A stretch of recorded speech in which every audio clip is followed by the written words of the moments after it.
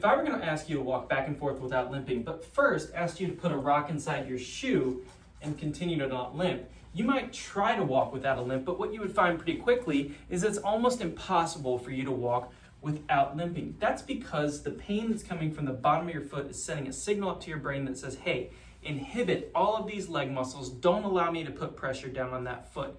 It's compensation. It's something common everybody knows about, but you need to understand that not only does it work there, but pain inhibits muscles for when you're in back pain too. We're going to talk about that in this video. A common pattern of muscle compensation in patients with lower back pain is known as cross-pelvic syndrome, a term coined by Dr. Vladimir Yanda.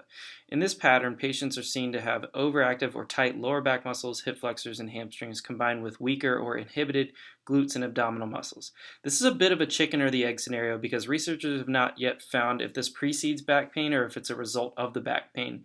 But what is clear is that balancing these deficiencies can be an effective way of treating someone with this issue. Now, if you think about it, one of the common pitfalls that people run into while trying to fix this is they can't get an opportunity to actually use the muscles that they need to, because a lot of us are doing this all day. We're sitting with shortened hamstrings, shortened hip flexors, completely inactive abdominals, and completely inactive glutes. So what is it that we need to do during the day to make sure that we're getting that regular level of engagement besides simply standing up or changing positions? Now, one of the common issues that we run into when we're trying to treat somebody with cross-pelvic syndrome is the idea that I need stretches and exercise to make these problems go away. I just use the phrases tight and weak, so that only makes sense, right? Well, unfortunately, we're skipping a step if we're doing that. First, we need to make sure that we take pressure or loading off of the irritated tissue, and usually that's done with changing up our daily movements with spinal hygiene and making sure that we have positions of respite for when we're in pain.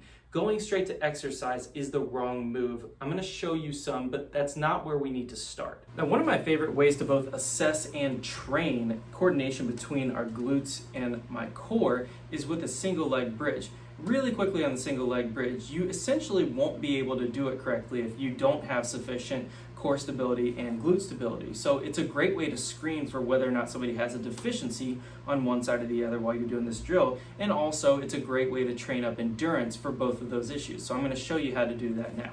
So to do a single leg bridge, I want to make sure that my shins are basically as tall as they can be here. Heel's pretty close to my bottom. I'm going to lift my bottom off the floor. My body should be in a straight line here. It shouldn't be dipped like so.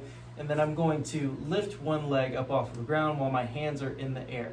This is a pretty advanced move, and a failure can be seen by somebody who lifts their leg and has their hips rotate like so. A few closing thoughts on the single leg bridge. Whenever I have somebody in here, I'm asking them two questions. Can they do it, yes or no? And does it hurt, yes or no?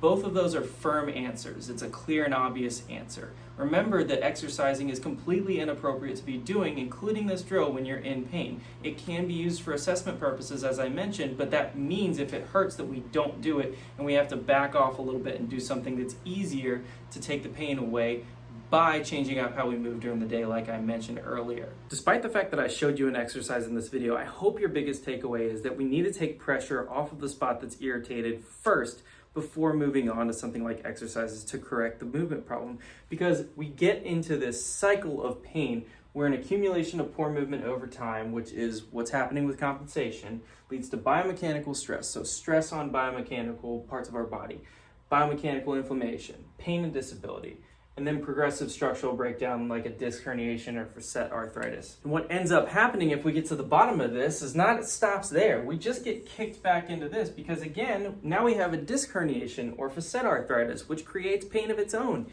And we have compensations because of that. And on and on and on the cycle goes. So we need to get in here and make sure that we're calming down the tissue first. That is the most important thing, above and beyond stretches and exercises.